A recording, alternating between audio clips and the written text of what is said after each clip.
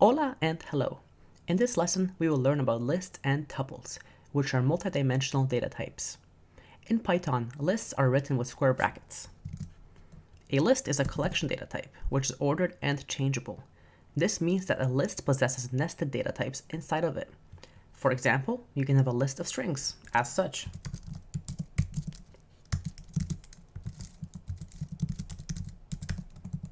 Or we can have a list of integers.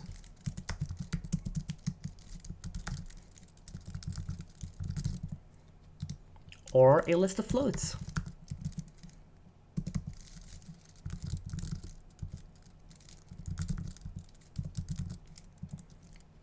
Or even a combination.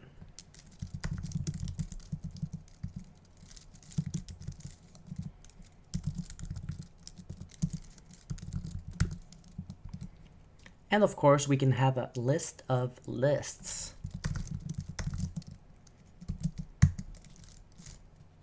And here we can see we are embedding the square brackets inside of the list. And we can put whatever data type you want inside of it, just as before. This kind of list actually makes it a multidimensional array. So in the above examples over here, these would be one-dimensional. And here we could have a two-dimensional example if we left it like this. After creating our variables, we can call a specific index of a list, also known as its position, like so.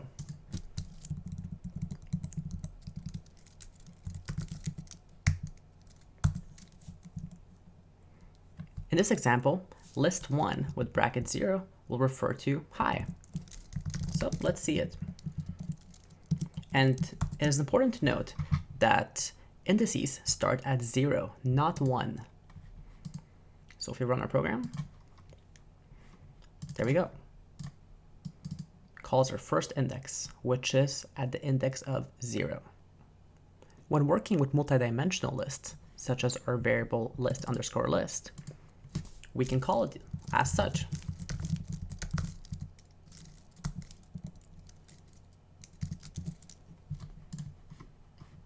And when we run it, we will be able to see that it's calling the first index of our first nested item. And then within that first nested item, we will call the second index here. Hence our output 4.32. Additionally, one can use negative indices to obtain list items from the back. For example, if we wanted to call the very last item in the list, so for instance, list 2, we would put in -1. So if we see it, we call our very last item. And if you want to call the second last item, of course, we call -2. Just like that. One of the cool things that we can do with Python's lists is splicing, which essentially refers to cropping out that variable. Splicing is done using a colon. So for instance, list 2, we can do something like 0:1. Now, what this will do as we run it, we can see that we're only printing out one of our items instead of all three. Now, this is because we are telling our compiler that we want to splice our variable from the first index to the second index, essentially cutting off the second index and above. Hence, we only have one output here. Now, this is equivalent to something like this. This is because if there is no value before the first colon, it means to start at the very beginning of the index of the list, aka 0. Now, if we were to do the other way around and take out the second value here, then it will give us something different. See, it gives us the entire list. That's because if there is no item after the colon, this means that we are telling Python to go all the way to the end of the list. So from whatever our first number is here to the end. For instance, if I put a 1 here, it will skip our 3325 and only show these two items as such. Another fun thing that we can do regarding lists and splicing is completely remove these numbers here around the colons and put a second colon in. And if we add, for example, -1 after, what this will do is it will go through our entire list in reverse by increments of 1. So let's see it. And just like that, we see it going in reverse. We can additionally make it go in increments of 2, thus skipping the second item in the list as such, and etc., etc. Now, this particular little trick with splicing is very useful for interviews. So keep that in mind. All right, moving on. Lists possess built-in methods that can be used to analyze or manipulate the list. Let's take a look at some of them. We can print the current item of a list, such as this. So in this case, we'll print the second item of list 2. Let's see and run. As expected. Or we can actually modify the second item of a list and then print it.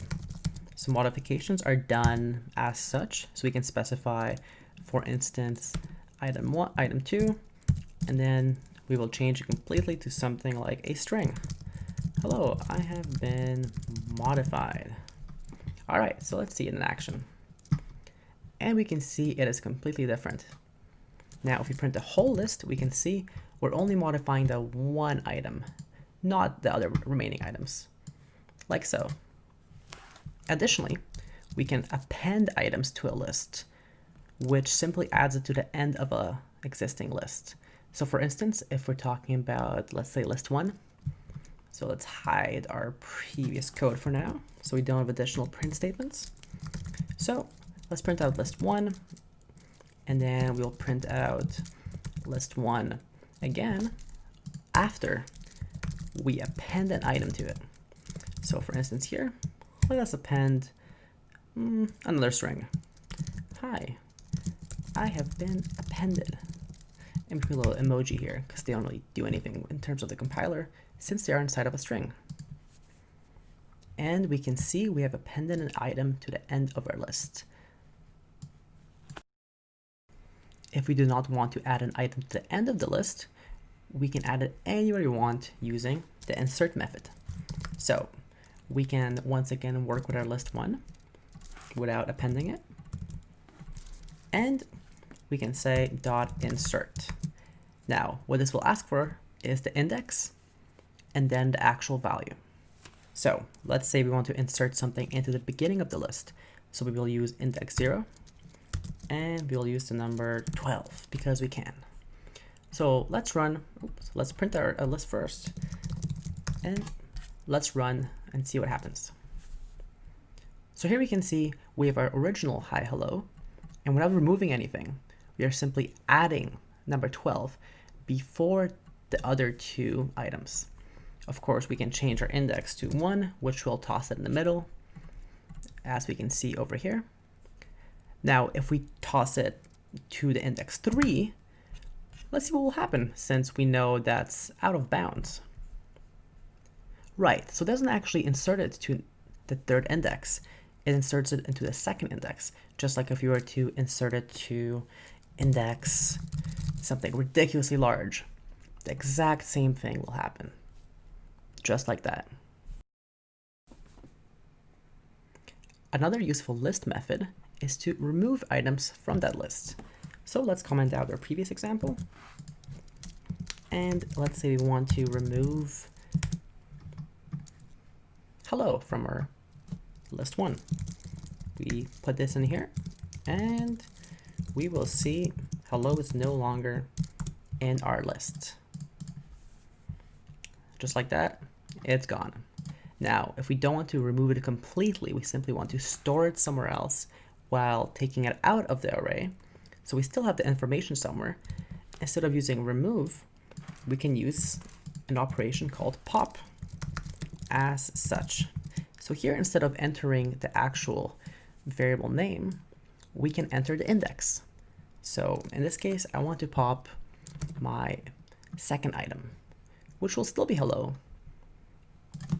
So let's see it. And as we can see, it's no longer in our list, but I did mention it's different. And this is because it doesn't just disappear. we can actually assign it to something. So here is our return value. We will assign our popped item to this value here, and then we can print it right here. So we can print the return value, and we can see what happens. So we see our original list here. Now our pop value is right here, hello, since we are printing RV, and then our actual value, which is hello, and our new list, after popping it, is seen as just one item, hi. The last important attribute of lists, in terms of built-in functions, is simply joining more than one function together. So let's take a look at an example. If we want to look at our list 3 and list 2, and even list comb, and let's say we want to make one super list with all of these together, what we will simply have to do is combine them in such a form. So we mentioned list 2, 3, and comp. So list 2 plus list 3 plus list comp. And if we run it, we can see we have our entire list right here. As you can see, they are all merged. Moving on to tuples. A tuple is a list that is immutable. This means that it cannot be modified, except for deleting or joining it with other tuples or lists. Tuples are created with parentheses instead of square brackets. So if you want to create a variable called tup, we use parentheses, and the same rules for lists apply when creating these variables, right? So we can make a mix or whatever we want. We can nest it. And once again, same rules apply. So if we print this out, we will see everything is okay and everything looks good. One of the more popular built-in methods that we can use for tuples is count. So count essentially tells you how many times a certain variable or item appears in this tuple. So if we're interested in the number 3, then we can throw it in here, and it should return 1 since we only have 1 in there. And yes, it does. There's only 1 in there. If we input something that's not there, like the string A, we will see it's 0 since it doesn't exist. This is extremely useful for coding interviews since it saves us a lot of time, especially when dealing with large lists and tuples. And I say lists because count can also be used on lists.